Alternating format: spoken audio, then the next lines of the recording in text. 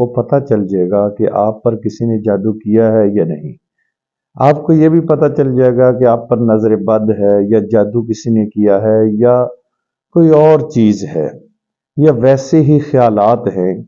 تو اس کا آسان طریقہ ہے، ایک لفظ 6500 مرتبہ آپ نے پڑھنا ہے رات کو عشاء کی نماز کے بعد، اور پڑھ کر آپ نے سو جانا ہے۔ انشاءاللہ تعالی خواب کے اندر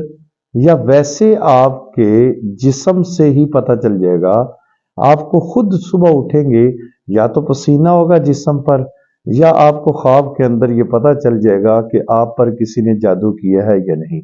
اس کو آپ نے 7 دن کرنا ہے، اور 7 دن کے اندر اندر آپ کو جادو کے اثرات اگر ہوں گے تو وہ بھی ظاہر ہو جائیں گے،